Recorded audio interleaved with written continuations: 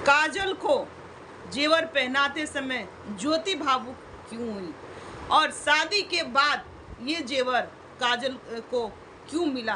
शादी में ही जेवर चढ़ता है, उस समय इस जेवर को क्यों नहीं चढ़ाया गया। जिस जेवर पर युवराज का अधिकार था वो जेवर काजल को क्यों सौंपा गया। आखिरकार मालती चौहान का जेवर तुड़वा करके फिर से दूसरे तरीके से क्यों बना दिया गया, आखिरकार बात क्या हुई। और ये जो सिंदूर दान में जो सौत थी उसको औरत कहकर क्यों काजल बुलाई। तो चलिए आज इस मुद्दे पर हम लोग करेंगे डिटेल में बातें, क्योंकि शादी हो चुकी है और शादी के बाद विवाद शुरू हो रही है और काजल का भी जो जुबान है वो किस तरह से बदलता हुआ नजर आ रहा है। तो देवरानी जेठानी के रिएक्शन में आप लोगों का स्वागत है। अगर हमारा रिएक्शन आप लोगों को अच्छा लगे तो लाइक, कमेंट, शेयर और सब्सक्राइब जरूर कर दे। विष्णु राज चौहान की शादी जो कि दूसरी शादी है भाई, एक मर्द की दूसरी शादी किस स्थिति में हुई, कैसी लड़की मिली भाई, इनके लड़की के माँ बाप कैसे हैं, सिंदूर और शादी कहाँ हुई, तो विष्णु राज चौहान के घर में हुई। जैसा कि पत्नी रहित पत्नी अगर किसी कारण बस इस दुनिया में न रहे तो उस पर ये विष्णु राज चौहान ये बताते हैं कि जब पहली पत्नी को किस तरीके से भाई चांदी का इन्होंने एक बनाया था प्रतिमा जो बोलते हैं, जिसको हमारे समाज में, हमारे बिहार में सौत बोला जाता है, जो कि दूसरी शादी होती है ना तो वो सौत बनता है और सबसे पहले सिंदूर उसी को लगता है, उस औरत को जिसको काजल ने ये कहा कि ये औरत को पहले डालेंगे तब हम अपने लगाएंगे।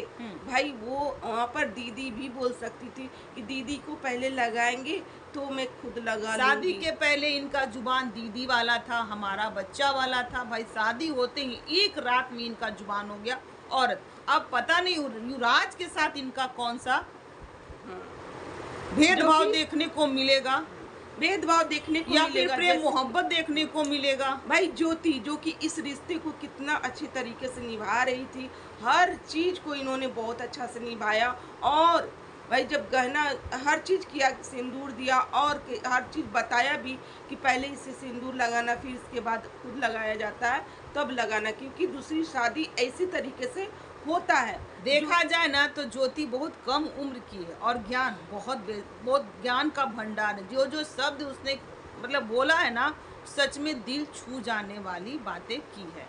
ज्योति के पास थी वो गहना जो मालती चौहान गहना पहनती थी, वो सब गहना ज्योति के पास था और ज्योति ने बहुत अच्छे तरीके से उस गहने को रखा था, जो कि वो देते समय ये भी बोली कि मैंने तो आज तक खोल कर भी नहीं देखा कि कैसा क्या है ये गहना। भाई मेरे पास ये जिम्मेदारी थी इस गहने को, हम चाहते हैं ना कि जिस तरीके से इनको पहना रहे हैं भाई, ये गहना को युवराज की बीवी को, ये जैसे हम इनको दे रहे हैं वैसे युवराज की बीवी को ये सौंप दे।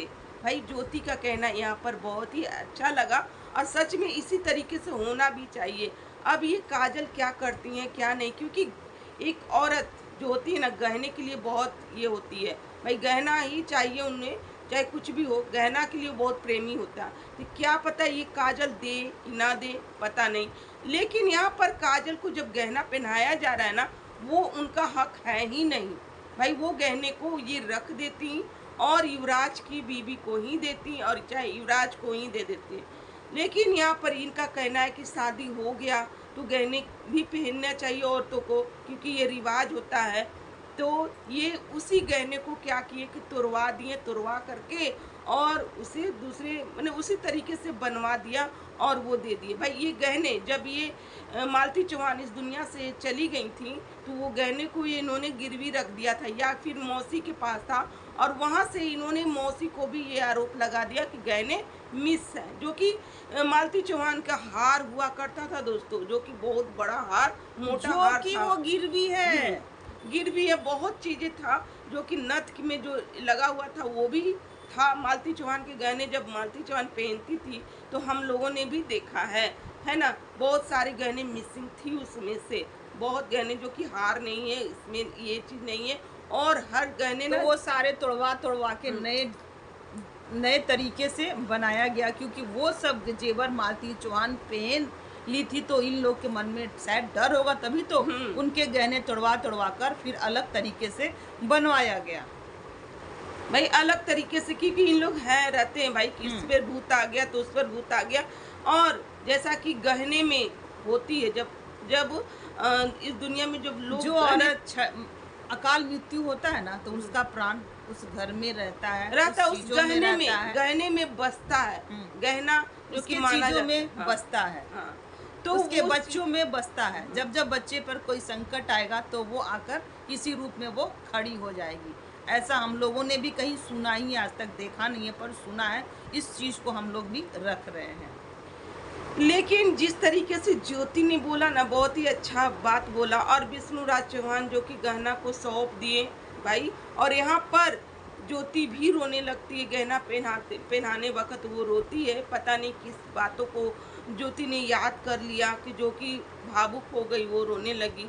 क्योंकि गहना पहनाने वक्त भाई उनका हाथ भी काँप रहा था और बोल रही थी कि हमने कभी नहीं छुआ था इस गहने को, आज हम पहनाते वक्त मुझे अजीब सा लग रहा है भाई, अच्छा नहीं लग रहा है। जो कि उस गहने का हकदार युवराज है, ठीक है, उसकी मम्मी का गहना है, वो युवराज है, ठीक है, जो कि उसकी माँ ने अपने मेहनत से बहुत बनाया मेहनत करके इसी यूट्यूब पर और उसे अर्न कर कर वो सारे जेवर बनवाए थे। लेकिन यहाँ पर विष्णुराज चौहान भी देते हुए खुश नजर आते हैं, क्योंकि भाई ये चाहते थे कि ऐसा ही हो, दूसरी बीवी आए और उस पर किस तरीके से पहली बीवी को इन्होंने हटाया और दूसरी क्योंकि बीवी पहली को ला शादी दिया। बहुत अजीबो गरीब तरीके से हुआ था, तो इस शादी में वो कोई कसर नहीं छोड़े थे। आजकल जैसे शादियां होती है ना, जयमाला स्टेज सब कुछ करके, तो उस तरीके से ये शादी किए और अपना सारा शौक भी पूरा किए। भाई इन पे कमेंट इस तरीके के आते हैं ना, आ रहे हैं अभी, इस तरीके की क्या ही बोला जाए, कुछ कमेंट। भाई ऑडियंस भी हर एक चीज को कैसे परख लेती है।